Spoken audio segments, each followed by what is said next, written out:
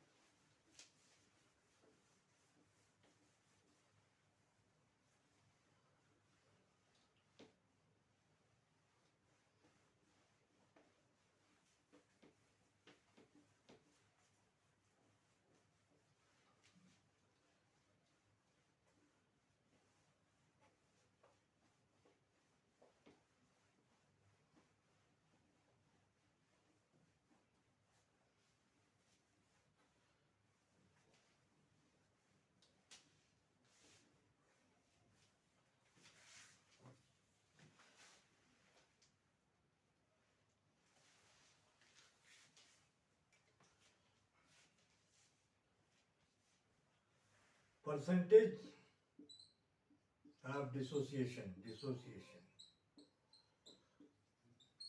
बराबर होता है alpha into 100। Alpha into 100 example के तौर पे डिग्री ऑफ डिसोसिएशन PCl5 का 0.4 है, तो देन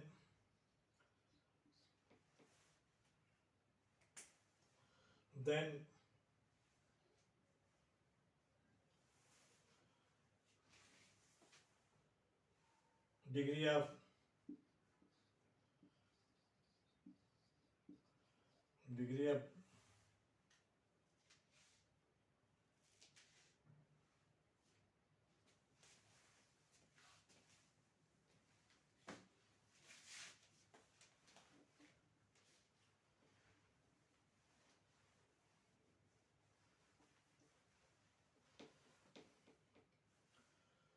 परसेंटेज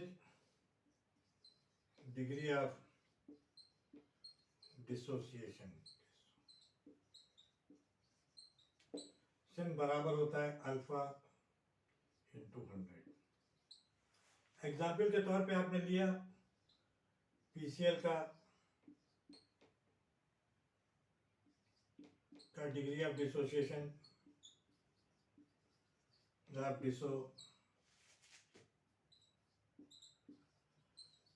बराबर 0.4, तो percentage of degree of dissociation क्या होगा? Percentage of degree of dissociation of PCl5 0.4 into 100 बराबर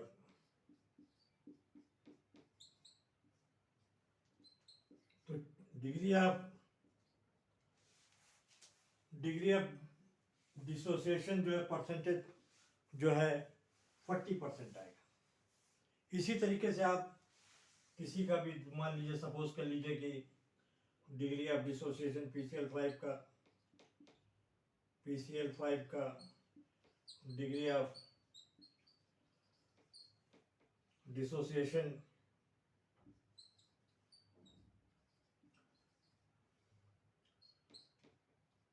8 है, तो बराबर होगा percentage degree of dissociation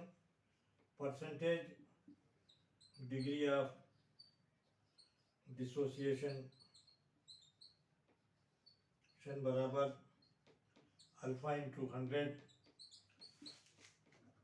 0.8 into 100 बराबर 8 10 इंटू 100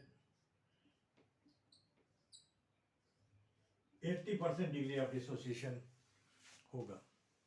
आप इस तरह किसी का भी डिग्री ऑफ डिसोसिएशन निकाल सकते हैं।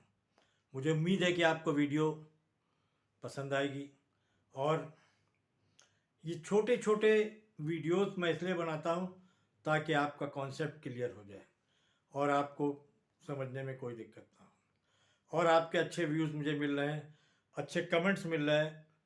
इसीलिए मैं, क्योंकि अप्रैल में JEE मेंस का एग्ज़ाम है, मई में नीट का होता है, और मेरी कोशिश है कि मैं अच्छे से अच्छे आपको सवाल और थ्योरी दूं ताकि आपको पढ़ने में आसान।